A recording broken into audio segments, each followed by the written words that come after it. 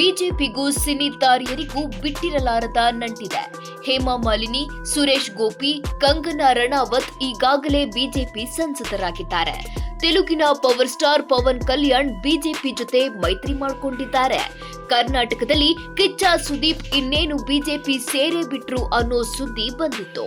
ಇದೀಗ ಆಂಧ್ರದಲ್ಲಿ ದೊಡ್ಡ ಸಂಚಲನ ಸೃಷ್ಟಿಸೋಕೆ ಬಿಜೆಪಿ ತಯಾರಾಗಿದೆ. ಚಿರಂಜೀವಿ ಈ ಹೆಸರು ಕೇಳದವರೇ ಇಲ್ಲ. ಸಾಲು ಸಾಲು ಹಿಟ್ ಕೊಟ್ಟು ದಕ್ಷಿಣ ಭಾರತ ಮಾತ್ರವಲ್ಲ, ಇಡೀ ಭಾರತದಲ್ಲಿ ಚಿರಪರಿಚಿತರಾಗಿದ್ದಾರೆ. ಇದೀಗ ಅದೇ ಚಿರಂಜೀವಿ ಮೇಲೆ ಬಿಜೆಪಿ ಕಣ್ಣು ಬಿದ್ದಿದೆ. ರಾಜಕೀಯದಲ್ಲಿ ಯಾವಾಗ ಏನಾಗುತ್ತದೆ ಎಂದು ಯಾರಿಗೂ ಊಹಿಸಲು ಸಾಧ್ಯವಿಲ್ಲ. ರಾತ್ರಿ ಕಳೆದು ಬೆಳಗಾಗೋದ್ರಲ್ಲಿ ಸರ್ಕಾರಗಳೇ ಬದಲಾಗ್ತವೆ. ಅಂತಹ ಸಂದರ್ಭದಲ್ಲಿ ರಾಜಕೀಯ ನಾಯಕರು ಪಕ್ಷ ಬದಲಾಯಿಸೋದ್ರಲ್ಲಿ ನಿಸ್ಸೀಮರು.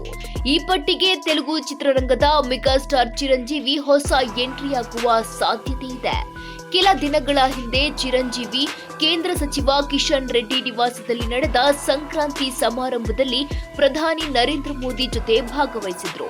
ಇದಾದ ನಂತರ ಚಿರಂಜೀವಿ ಬಿಜೆಪಿ ಸೇರ್ಪಡೆಯಾಗ್ತಾರೆ ಎಂಬ ಗುಸುಗುಸು ಜೋರಾಗಿ ಕೇಳ್ಬರ್ತಿದೆ. ಇದೇ ಮೆಗಾಸ್ಟಾರ್ ಕೆಲ ವರ್ಷಗಳ ಹಿಂದೆ ಪ್ರಜಾರಾಜ್ಯಂ ಎಂಬ ಪ್ರಾದೇಶಿಕ ಪಕ್ಷ ಪ್ರಾರಂಭಿಸಿದ್ರು. ಆದ್ರೆ ಹೇಳಿಕೊಳ್ಳುವಂತಹ ಯಶಸ್ಸು ಸಿಗಲಿಲ್ಲ. ನಂತರ ಅಂದು ಅಧಿಕಾರದಲ್ಲಿದ್ದ ಕಾಂಗ್ರೆಸ್ಗೆ ಸೇರ್ಪಡೆಯಾಗಿ ಕೇಂದ್ರದಲ್ಲಿ ಮಂತ್ರಿಯೂ ಆಗಿದ್ರು. ಆದ್ರೆ ಸದ್ಯ ಚಿರಂಜೀವಿ ಸಕ್ರಿಯ ರಾಜಕೀಯದಿಂದ ದೂರ ಸರಿದಿದ್ದಾರೆ. ಮೆಗಾಸ್ಟಾರ್ ಚಿರಂಜೀವಿ ಸಹೋದರ ಪವರ್ ಸ್ಟಾರ್ ಪವನ್ ಕಲ್ಯಾಣ್ ಜನಸೇನಾ ಪಕ್ಷದ ನಾಯಕರಾಗಿ ಬಿಜೆಪಿಯ ಎನ್ಡಿಎಯ ಅಂಗಪಕ್ಷವಾದ ಟಿಡಿಪಿ ನೇತೃತ್ವದ ಆಂಧ್ರಪ್ರದೇಶದ ಸರ್ಕಾರದಲ್ಲಿ ಡಿಸಿಎಂ ಆಗಿ ಸೇವೆ ಸಲ್ಲಿಸುತ್ತಿದ್ದಾರೆ. ಆದರೂ ಬಿಜೆಪಿಗೆ ಆಂಧ್ರದ ಪಕ್ಕದಲ್ಲಿನ ಮತ್ತೊಂದು ತೆಲುಗು ರಾಜ್ಯ ತೆಲಂಗಾಣದಲ್ಲಿ ಪಕ್ಷ ಮುನ್ನಡೆಸಲು ಸೂಕ್ತ ನಾಯಕರ ಕೊರತೆ ಇದೆ. ಇದೇ ಕಾರಣಕ್ಕೆ ಪ್ರಧಾನಿ ಮೋದಿ ಜೊತೆ ಉತ್ತಮ ಒಡನಾಟ ಹೊಂದಿರುವ ಮೆಗಾಸ್ಟಾರ್ ಚಿರಂಜೀವಿಯನ್ನ ಬಿಜೆಪಿಗೆ ಕರೆತಂದು ತೆಲಂಗಾಣದಲ್ಲಿಯೂ ಸರ್ಕಾರ ರಚನೆ ಮಾಡಲು ಮೋದಿ ಪ್ಲಾನ್ ಮಾಡಿದ್ದಾರೆ. ಎಲ್ಲ ಊಹಾಪೋಹಗಳ ನಡುವೆ ಕೇಂದ್ರ ಸಚಿವ ಕಿಶನ್ ರೆಡ್ಡಿ ಒಂದು ಅಚ್ಚರಿಯ ಹೇಳಿಕೆ ನೀಡಿದ್ದಾರೆ.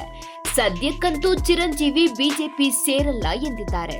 ಆದ್ರೆ ಬಿಜೆಪಿ ಮೆಗಾಸ್ಟಾರ್ ಚಿರಂಜೀವಿಗೆ ಗಾಳ ಹಾಕಿರೋದು ಸುಳ್ಳಲ್ಲ. ನಿಮ್ಗೆ ಏನನ್ಸುತ್ತೆ?